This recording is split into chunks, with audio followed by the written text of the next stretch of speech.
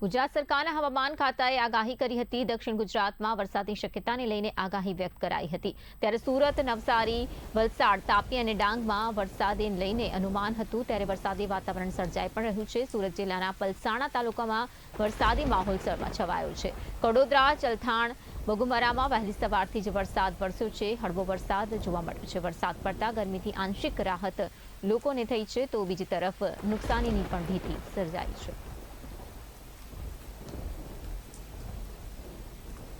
વરસાદી વાતાવરણ સર્જાઈ રહ્યું છે। વાતાવરણમાં બદલાવ જોવા મળી રહ્યું છે। પ્રી મોન્સૂન એક્ટિવિટીના ભાગરૂપે જ્યાં વાતાવરણમાં પલટો નોંધાયો છે। ગઈકાલથી જ જે આગાહી કરવામાં આવી હતી 7 દિવસ વરસાદી માહોલ અને સાથે સાથે ભારે પવનની પણ આગાહી હતી, તે મુજબનું વાતાવરણ જોવા મળી રહ્યું છે।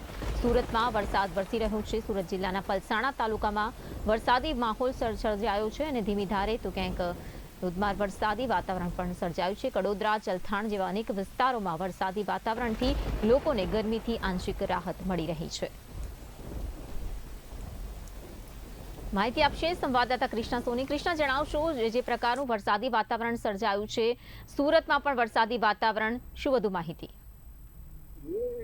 ચોક્કસથી વાત કરીએ, ગુજરાત સરકારના હવામાન ખાતાએ કરી હતી આગાહી કરી હતી કે દક્ષિણ ગુજરાતના સુરત, નવસારી, વલસાડ, તાપી અને ખાસ કરીને ડાંગ જિલ્લા જે છે તેમાં ખાસ કરીને વરસાદ વરસે તેવી આગાહી હતી। તે દરમિયાન આજરોજ વહેલી સવારે જે છે સુરત જિલ્લાના પલસાણા તાલુકાના કડોદરા, ચલથાણ, બગુમરા, ગંગાધર સહિતના વિસ્તારોમાં જે છે તે વરસાદ વરસ્યો હતો અને કમોસમી વરસાદના કારણે લોકોમાં ક્યાંક ને ક્યાંક ઠંડી પડતી હતી। તો બીજી તરફ વાત કરીએ કે 44 ડિગ્રી તાપમાનમાં જે છે વરસાદ આવવાના કારણે ખેડૂતોને પણ ક્યાંક ને ક્યાંક ખુશીનો માહોલ જોવા મળી રહ્યો છે।